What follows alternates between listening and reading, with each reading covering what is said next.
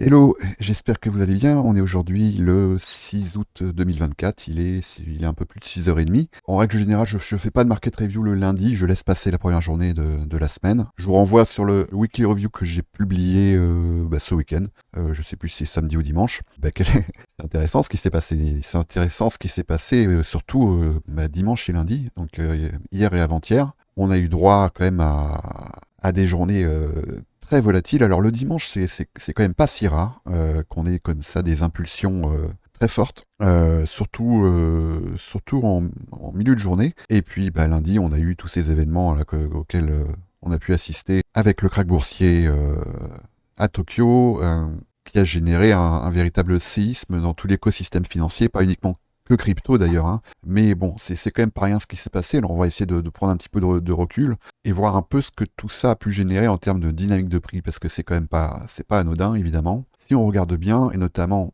moi j'aime bien quand même commencer par ça, c'est le dollar. On a eu là sur ces deux journées, donc entre vendredi et lundi, on a eu une baisse de plus de 2% de cet indice. Et si je regarde sur la finance traditionnelle, notamment sur le Nasdaq, et là je peux remonter à même jeudi, hein, si je pense sur la même période, on a eu ce qui est énorme, vraiment énorme, on a eu un influx. Alors je vais pas dire une baisse parce qu'on a retracé depuis, mais quand même de presque 9%. Et si je fais remonter cet influx à jeudi, on est sur du 12%. Et très franchement, faut remonter vraiment très loin pour retrouver ce genre d'influx. Il faut vraiment remonter loin, hein. Je pense que, voilà, on a eu juin 2022, on a eu 3 journées consécutives baissières, mais c'est finalement pas si exceptionnel et c'est quelque chose qui est quand même de l'ordre du cyclique. On va appeler ça comme vous voulez, un nettoyage de marché, une remise à zéro des compteurs.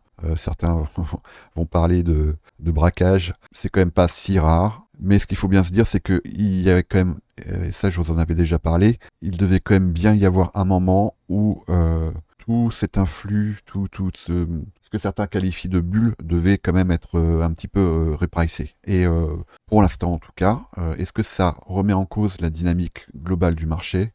Si on prend un petit peu de recul, voilà, on en est, hein. Donc, effectivement, là, on imprime 2 bougies weekly qui sont baissières, qui sont très impulsifs. Sur le Nasdaq, sur le SP500, voilà, on a une bougie weekly baissière qui est venue, monthly, pardon. Et si on regarde bien en termes de dynamique de prix, qu'est-ce que le prix est venu travailler? Il est venu travailler une inefficience que j'avais notée ici, hein, une imbalance weekly. En l'occurrence, ici, c'est un FVG parce qu'on a ici un order block. Et voilà, c'est juste une petite, pour l'instant en tout cas, hein, on ne sait pas du tout ce que ça va donner, mais en tout cas pour l'instant, c'est une touchette, hein, c'est une touchette. Et je passe en daily sur le SP500, c'est encore plus clair. Et on pourrait considérer qu'ici, il y a quand même un boulot qui a été fait, qui a été un travail de repricing. On voit bien que cette mèche-là, elle est venue quasiment, je ne sais pas si c'est au tick près, mais ça ne doit pas être loin. Et là, je suis sur un CFD, hein, je ne suis même pas sur les futurs, les contrats futurs, mais là, on est à 5088.6. Et là, on est à 5094.2. Et donc, si on regarde bien, on est presque, si je me mets en 2 semaines ici, on voit qu'on est sur quelque chose qui ressemble à un immediate rebalance. Immediate rebalance qui est a priori plutôt une figure de continuation. Ça reste évidemment à confirmer. Donc, alors c'est évident que ce qui s'est passé notamment hier, et ce qui est en train de se passer, parce que c'est pas terminé évidemment, hein, mais ça va générer beaucoup d'effets collatéraux, on va dire. Ça va avoir un impact, et c'est un impact dont les marchés vont avoir besoin de temps pour se remettre. Donc je vais pas trop m'attarder sur la finance traditionnelle, mais ceci dit, il y a quand même un phénomène qu'on va regarder ensemble. Alors voilà ce que ça a donné sur le gold. Le gold aussi sort de quelque chose de quand même très impulsif. Regardez ici, là, si je passe en monthly, on sort de 1, 2, 3, 4 bougies monthly, un doji et une autre bougie monthly extrêmement impulsive. Et on est là quand même on est sur le gold, hein, faut quand même pas oublier.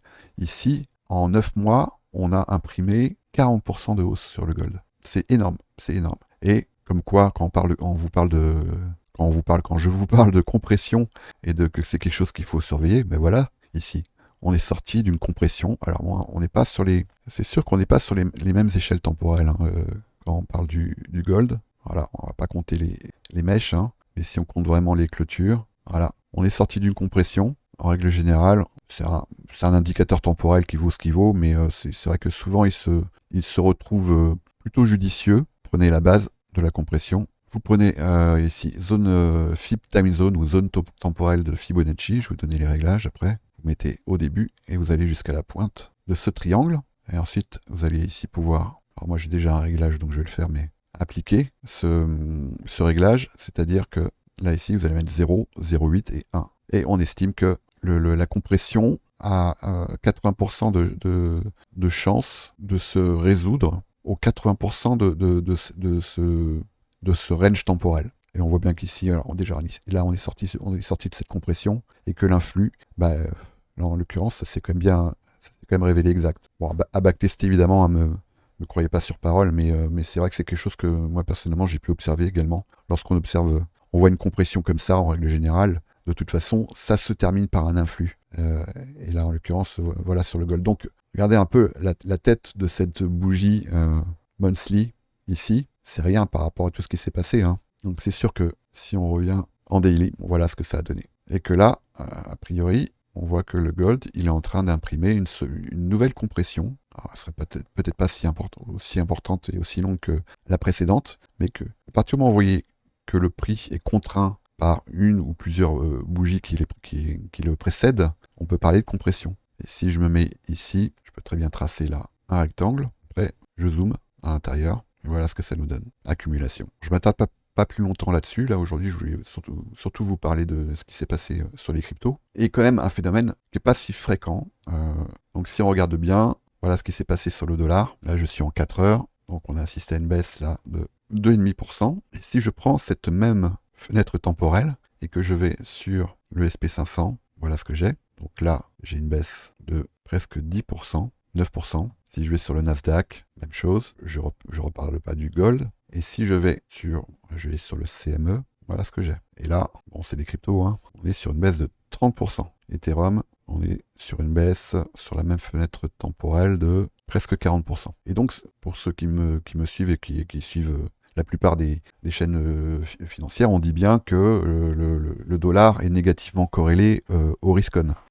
Et là, on voit bien ici que cette corrélation, elle a été positive. Et ce qui n'est quand même pas un phénomène qui est si fréquent. Donc on a à la fois une perte de confiance dans une monnaie comme le dollar, et donc une perte de valeur, et une fuite de capitaux sur des actifs risk-on. Donc déjà, la première question qu'on pourrait se poser, c'est où va l'argent? Mais ça, je ne vais pas y répondre aujourd'hui. Et la deuxième question qu'on pourrait se poser, c'est pourquoi? Donc ça, c'est ce qu'on appelle un crack en corrélation. Alors c'est quelque chose qui a notamment, moi je vais vous parler de ce que je connais parce que c'est pas le seul à l'avoir fait, mais qui a été notamment théorisé par ICT dans ses différents mentorats. Vous pourrez regarder le mentorat, notamment le mentorat 2016, mais il en parle dans plein de mentorats. On parle de corrélation positive entre le dollar et les risk-on. Lorsque c'est à la hausse, on va considérer que la hausse des risk-on, elle va être contenue. Et lorsque cette corrélation positive, elle est à la baisse, et bien là, on est obligé de faire appel à des événements externes au marché financier, et notamment des événements systémiques. Et là, je laisse faire ceux qui le feront beaucoup mieux que moi, vous renseigner sur ce qui s'est passé notamment dans la zone asiatique et la bourse de Tokyo. Peut, à mon avis, expliquer une bonne partie de ce qui s'est passé ces 2-3 derniers jours. Mais ce que dit bien ICT également, c'est que ce genre de crack en corrélation ouvre la plupart du temps des fenêtres d'opportunité qui se révèlent souvent être assez exceptionnelles. Donc ça, il ne faut pas non plus le minimiser, cet aspect-là.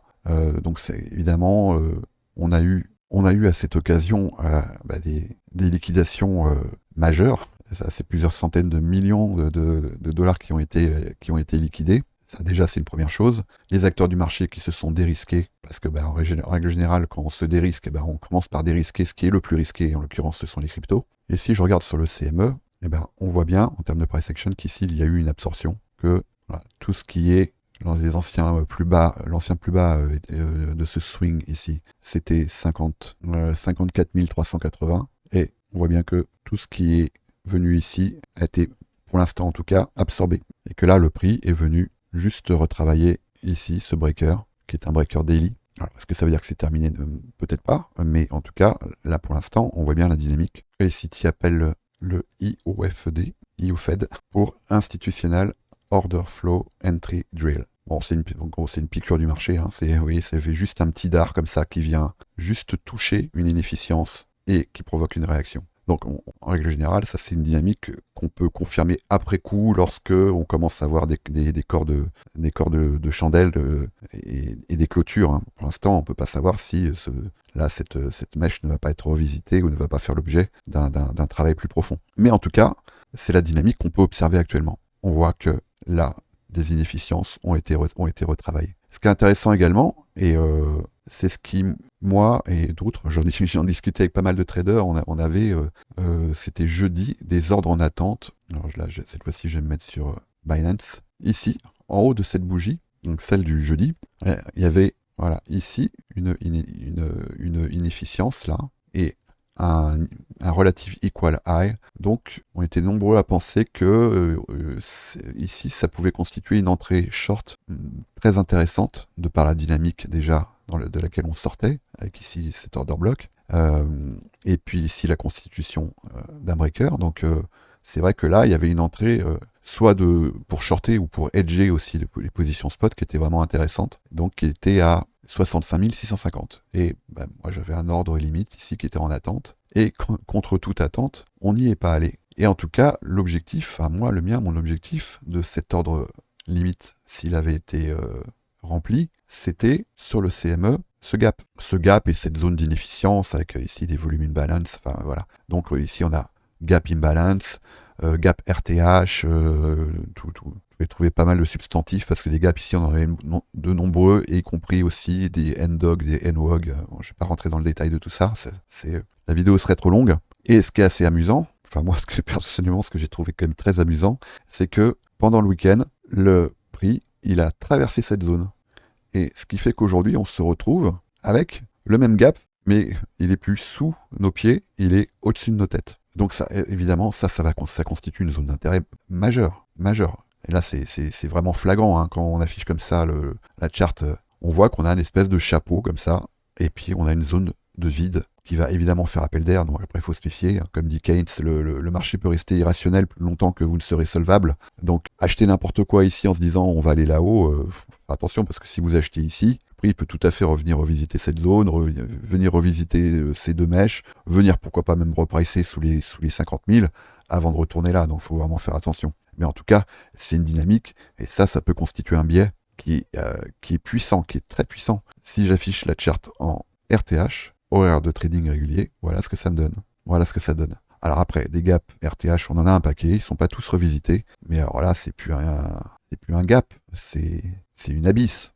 Donc ça va de toute façon générer une dynamique en termes de prix, ça c'est évident. On a la raison, on n'a pas forcément la temporalité. Et ça, c'est ce que, à mon avis, les prochains jours, peut-être les prochaines semaines, vont nous montrer. Un gap peut rester ouvert très longtemps, ça faut pas l'oublier, hein. Pour preuve, voilà celui-là, qu'à l'époque on avait repéré, hein, en février. Et regardez combien de temps il est resté ouvert, ce gap, il vient tout juste d'être refermé, donc 7 mois plus tard. Mais c'est sûr que ça va constituer quand même un biais qui à mon avis, est quand même assez puissant. Est-ce que le marché va faire cadeau à tous ceux qui ont eu un peu les coronesses d'acheter ici de plus bas, et notamment d'acheter les liquidations de ceux qui avaient mis leur stop à 53 000, c'est possible.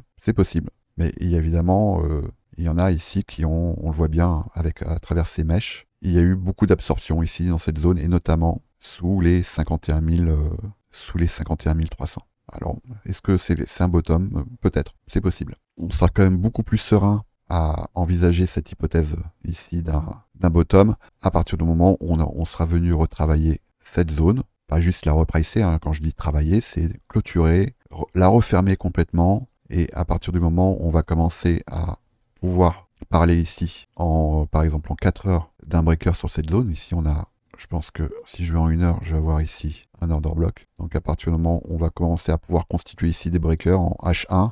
Le H1, c'est quand même une dynamique qui est très puissante sur Bitcoin, hein.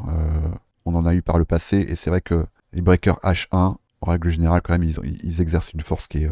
ça a été le cas ici, par exemple, et ça a été le cas ici. Voilà, là, ici, on avait un breaker.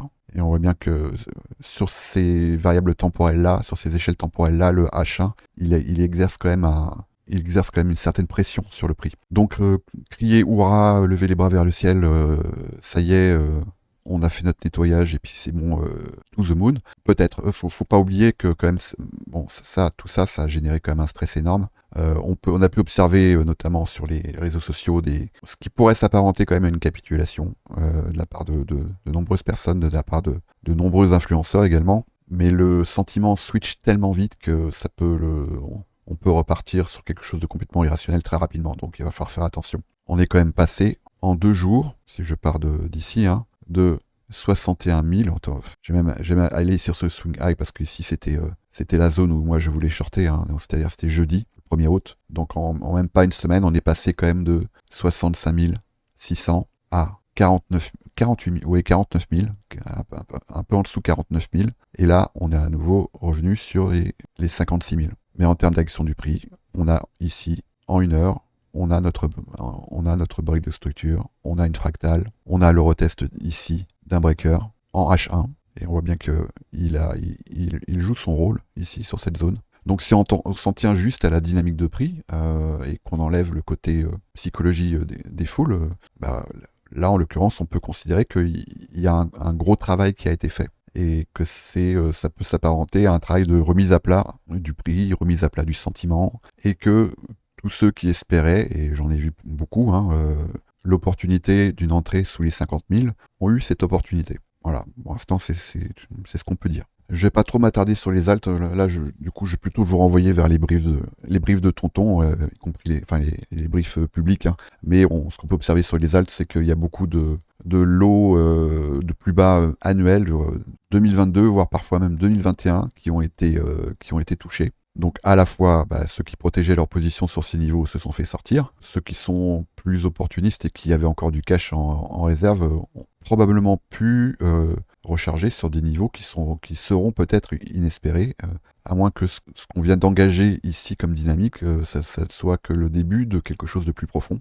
Et ça, c'est les prochaines semaines qui vont nous le dire. Pour l'instant, on n'a pas vraiment d'éléments qui nous permettent de dire le bull market est terminé et maintenant on s'engage sur 18 mois de rouge, ou c'est juste un higher low, en l'occurrence. Voilà, ce serait juste un higher low pour après aller revisiter des contrées plus lointaines. Allez, ici par exemple sur Ethereum. Et maintenant, par exemple sur Ethereum, on peut considérer que toutes les bougies impulsives qui ont fait suite aux annonces de l'ETF, ça y est, elles ont été repricées. Tout ce qui est du registre de l'irrationalité, on pourrait dire, hein, qui a succédé à ces annonces, ici, ça y est, table rase. Et moi, ce que je surveille également de près, quotidiennement, on va dire, c'est la dynamique de Ethereum contre Bitcoin.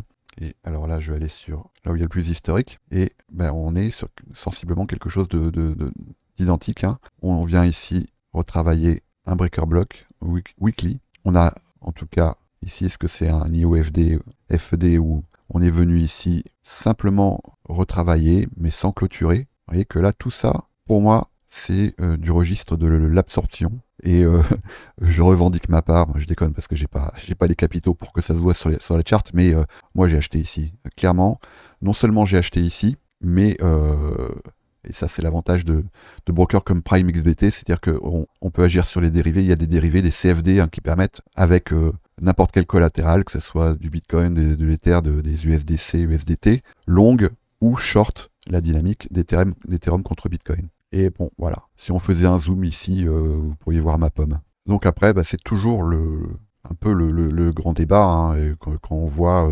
c'est vrai que si vous voyez partout sur les réseaux...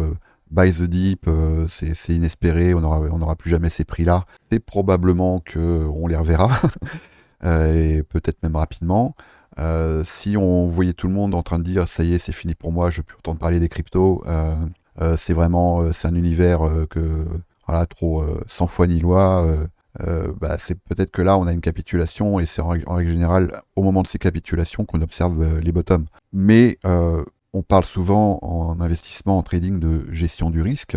Et j'ai envie de dire que si vous ne prenez pas des risques à ces moments-là, à quel moment est-ce que vous allez les prendre en fait? Parce que c'est au moment où le risque vous semble le plus important que le décalage et l'accident de richesse, on va dire, est le plus important. Donc c'est sûr qu'il faut avoir faut avoir les coronesses. Je ne sais pas si c'est des coronesses ou de la... Certains diront de l'imprudence ou de la bêtise, mais d'aller se positionner sur un prix alors qu'il vient de prendre un plus bas, par exemple. Mais si vous avez des convictions sur certains assets ou sur certains marchés, ben, c'est à ce moment-là qu'il faut les questionner. Et moi, je sais que j'en ai questionné quelques-unes et j'ai pris des dispositions. Et ensuite, ben, si j'ai tort, j'acterai que j'ai eu tort et je prendrai mes pertes. Si j'ai raison, le risque que j'ai pris à cette occasion-là sera probablement un des plus rémunérateurs que j'ai pu avoir sur ces derniers mois ou ces dernières années. Donc après, bah, c'est toujours ça qu'il faut questionner. Mais là, c'est des questions qui sont essentiellement individuelles et qui relèvent de votre propre psychologie, de ce que vous êtes prêt à engager et à miser sur un scénario que vous êtes en train d'établir. Ce qui est quand même assez habituel, après, comme ça, un dip très profond, c'est qu'il ne faut pas forcément s'attendre ensuite à de grosses impulsions, c'est-à-dire qu'en règle générale, on va voir, après une grosse impulsion, je peux en prendre une, par exemple, comme celle-ci. Alors bon, là, je suis en weekly, mais en fait, la time frame n'est pas vraiment très importante. C'est que la plupart du temps, en sortie d'impulsion, on a une partie qui va être repricée, et on voit qu'ici, là, ça a été repricé par cette bougie, et qu'après, on s'engage la plupart du temps dans une consolidation. Donc, moi, c'est plutôt le biais que je vais faire là jusqu'à probablement, peut-être même la fin de ce trimestre, hein. En tout cas la fin du mois, la fin de l'été, c'est que on voit bien ici qu'on a une impulsion, on a une partie de cette impulsion qui est repricée, et je ne serais pas du tout étonné que une fois une partie de cette impulsion repricée, qu'on observe une consolidation, et ça serait absolument pas du tout déconnant, si je vais sur Bitcoin, que on observe une consolidation pour vraiment bien refermer cette zone. Donc là, entre les on va dire entre les 60 000, les 59 000 et puis bon, je peux même descendre plus bas, là on est encore à 55 000, hein. Entre les 55 000 et les 65 000, voilà. Il est possible qu'on s'installe un petit moment dans cette zone. Et c'est ce qui était arrivé, si vous regardez bien sur le dollar par exemple. Voilà, ici, grosse impulsion, on vient repricer une partie de cette impulsion et ensuite on consolide. Et ça, c'est une dynamique que vous allez pouvoir observer assez souvent. Donc pareil ici, par exemple sur le SP500, grosse impulsion, on vient la repricer et après, il ne serait pas du tout étonnant qu'on s'installe quelque temps dans cette zone à consolider. Bon, et puis là, après, évidemment, il n'y a pas que le prix, c'est-à-dire qu'il y a tout l'environnement, notamment systémique, géopolitique, financier, qui fait que, bon, on saura dans ces prochaines semaines comment tout ça va se déterminer. Bon, je vais m'arrêter là pour la dynamique de prix. C'est vrai que c'est un market review qui est pas très orienté day trading, mais bon, le day trading, je reviendrai dessus certainement plus tard cette semaine. Je vais quand même faire un petit point sur les bots LIM. Donc je rappelle, hein, on a ouvert une section copy trading dans le Trône qui est gratuite, qui est librement accessible. La seule condition, et c'est ce qui rémunère le Trône, c'est que vous passiez par un lien d'affiliation avec notre partenaire BitGate. Mais concrètement, c'est BitGate qui va payer pour vous, pour que vous puissiez copier nos trades. C'est pas vous, parce que ça vous reviendra pas plus cher. Vous payez exactement les mêmes frais lorsque vous tradez sur BitGate, que vous passiez par ce lien d'affiliation ou non. Mais le fait que vous passiez par ce lien fait que BitGate rémunère l'école, et c'est ce qui nous permet d'engager du temps et aussi des personnes, hein, parce qu'il y a des personnes qui travaillent quasiment à temps complet sur ces services. J'en fais partie, mais je suis pas le seul. Et donc, on a ouvert plusieurs sections. Les sections day trading, pour l'instant, elle est en pause estivale, tout simplement, parce que tous les traders ne sont pas là et qu'il faut qu'on soit tous sur le pied de guerre pour que ça puisse fonctionner. Par contre, la partie bot automatique, elle fonctionne. Elle fonctionne pas à plein régime. On a encore des listes d'attente parce que tout le monde n'est pas là et qu'il faut qu'on puisse tous intervenir rapidement en cas de problème. Mais elle est opérationnelle, on va dire, à 70% à peu près. Je reviens pas sur le fonctionnement de ces bots. Il y a plusieurs vidéos que vous trouverez sur ma chaîne YouTube qui l'expliquent comment ils fonctionnent. En tout cas, la vocation de ces bots, c'est de générer des profits réguliers, pas forcément des gros profits, mais des profits récurrents.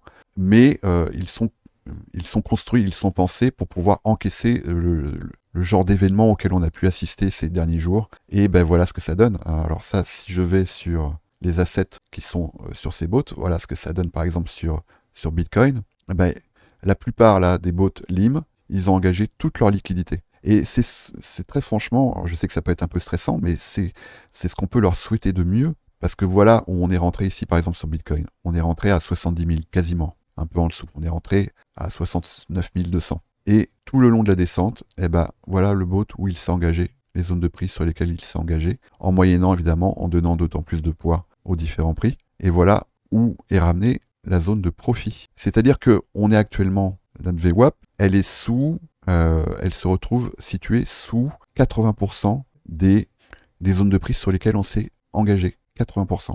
Et malgré tout, juste en venant TP très légèrement en dessus de l'avant-dernier ordre, on va se retrouver en profit de 2%. C'est ça la magie. Donc Bitcoin, je pense que c'est, à mon avis, c'est pour pas très longtemps, parce que en plus là, le prix, la zone de profit, elle est dans une zone d'inefficience, qui se retrouve en plus être une bougie vectorielle, donc je serais très étonné qu'on vienne pas. Alors, je serais étonné tout court qu'on vienne pas la represser, parce qu'on va la represser, mais là, ici, vu la dynamique de prix, je serais très étonné qu'on vienne pas la represser très rapidement. Voilà, pour Ethereum, on n'est pas très loin non plus. Hein.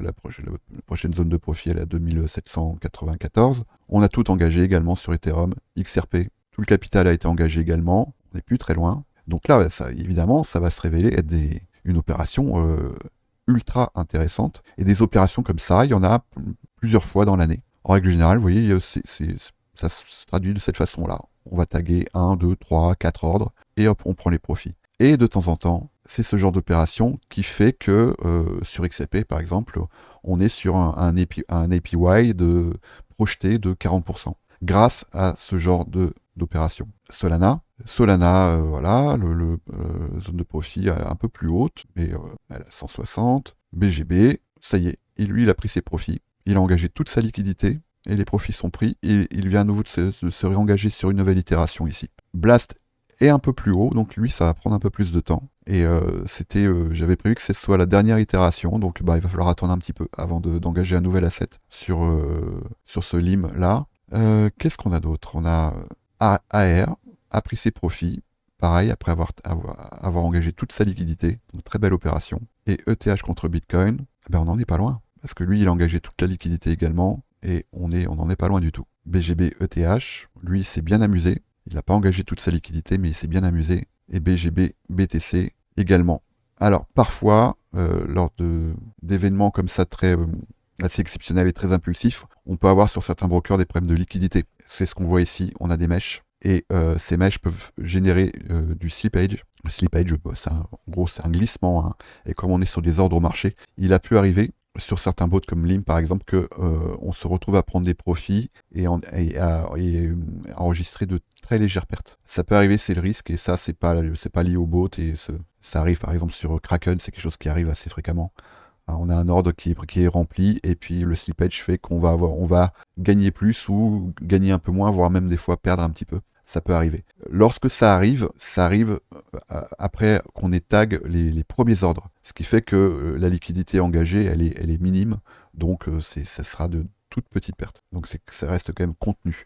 On a eu ce problème aussi sur Pax Gold, sur une ou deux itérations. Voilà, et ça c'est vraiment lié au manque de liquidité. Et puis aussi au mouvement de panique qu'on peut avoir qui fait que les carnets d'ordre se vident, et forcément ça va générer des trous dans les carnets d'ordre, et donc ça génère du slippage. Ça peut arriver, c'est le risque principal. C'est un risque qui est mesuré parce que on va le rencontrer lorsque les premiers ordres seront tagués. Donc peu de liquidité engagée. On a eu également d'autres soucis, et là qui sont pas de notre fait, c'est lié à TradingView. C'est que TradingView, et c'est des coquins, des fois ils font des mises à jour, notamment sur la gestion de leurs alertes, et pas que, et qu'ils ont la fâcheuse manie d'introduire des bugs lorsqu'ils font des mises à jour. Et là, en l'occurrence, on a eu affaire à des bugs d'alerte, pas sur les assets en plus, c'est ça qui est très, très étonnant, mais sur BTC, ETH et Solana, je crois.